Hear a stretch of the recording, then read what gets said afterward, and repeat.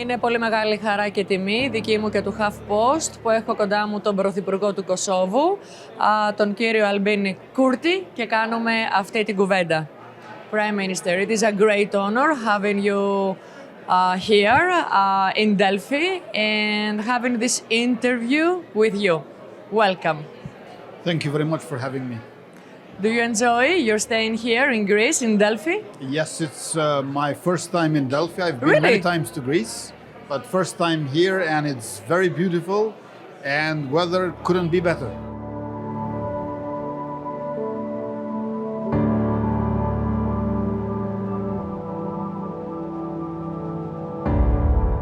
How concerned are you that the events in Ukraine could spill over into the Balkans and possibly into your country?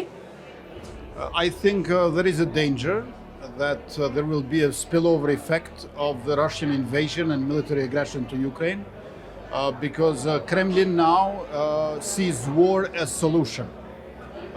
We think that peace and democracy are a solution for the Balkans. But obviously, war machinery in Ukraine is something that might not stop only there, because the political leadership which exists nowadays in Kremlin is part of Russian imperialism, which combines in one hand nostalgia for the past and on the other hand bitterness at present. So not only Georgia and Moldova, but also Western Balkans are a danger, in particular since we have one country which has broad and deep and strong connections with Moscow, and that is Serbia. Talking about the war in Ukraine, what is your prediction for the end of the war? It is very difficult to know. I know. We are here in Delphi, place of oracles, but we are no oracles. We're supposed to deliberate and do our best with limited information we have and with an unpredictable despot in Moscow.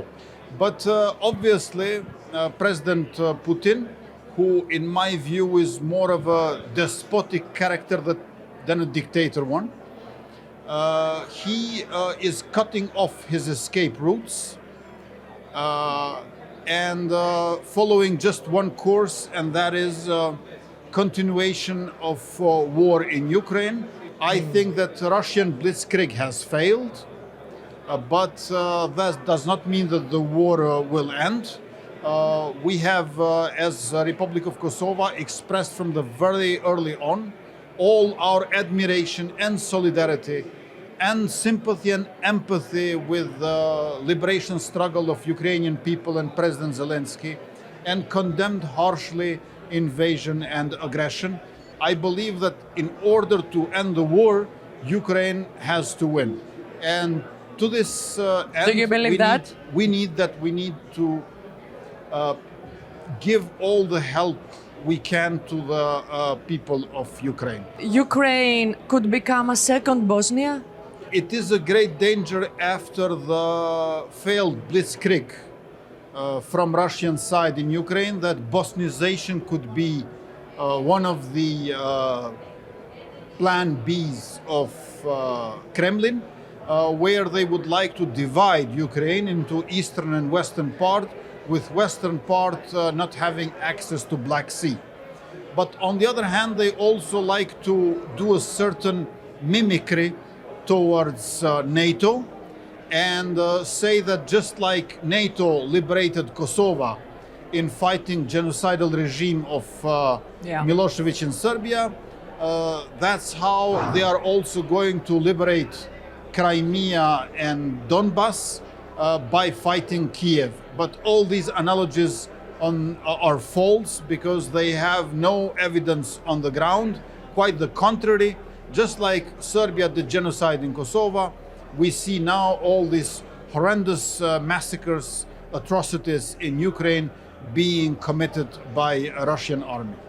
Talking about Donbass, the Russian foreign minister, Mr. Lavrov, said a few days ago that people of Kosovo have gone to fight at Donbass. What do you think about that? Your comment, please. These are false allegations, and they have nothing to do with the truth. We as government expressed admiration for the liberation struggle and resilience of Ukrainian people, but there are no citizens of Kosovo going to fight in Ukraine. We are a peace-loving people who want to build democracy in our country, but at the same time we have imposed sanctions led by EU and US also as Kosovo. So yes to sanctions against Russia, but no one is participating in the war there.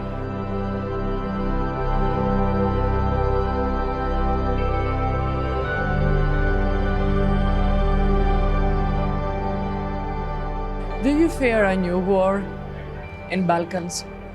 Well, we are vigilant, we are worried, but we are not afraid. Unfortunately, Serbia does not recognize our independence and does not acknowledge the crimes of the past. 23 years ago, 860,000 Albanians were expelled from Kosovo by Serbian troops. 80% of the population were expelled from their homes. 20,000 women have been raped. Over 12,000 unarmed civilians have been killed in around 400 massacres, and 120,000 houses have been destroyed or burned down. Yeah. However, they don't want to recognize the crimes that they've done. There is no regret, no penitence from the past. They didn't pay a single euro for all the damages that they have caused. And those who do not learn from history and accept past crimes, they could repeat it. That's why we are worried, but we are functioning well as a country. Kosovo is a successful story, fighting corruption, wanting to join both EU and NATO, and I think that they are not that easy going to decide to attack us again. However, we are vigilant in following what they are doing.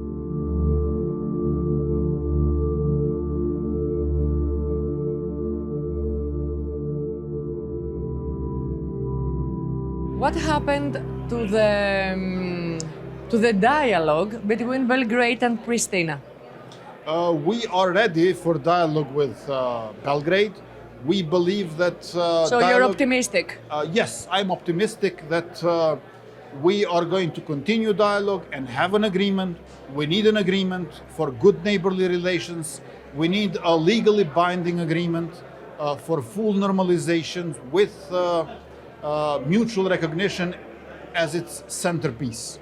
So in the past, recognition of Kosovo by Serbia has been promised as the end of the process.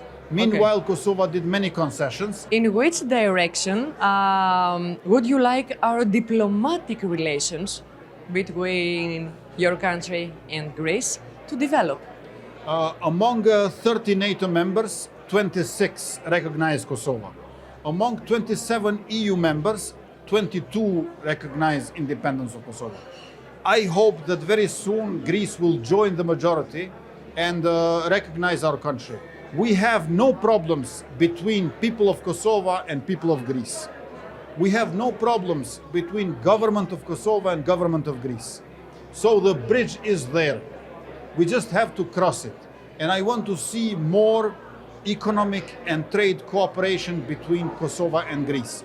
As the very first step could be liaison office of Kosovo in Athens, because now we have only an office which represents us in terms of economic interest, but still does not have the status of liaison office. And why not very soon recognition and embassy of Greece in Pristina and embassy of Kosovo in Athens. Thank you so much, Mr. Kurti. Thank you for this very interesting discussion. Thank you very much.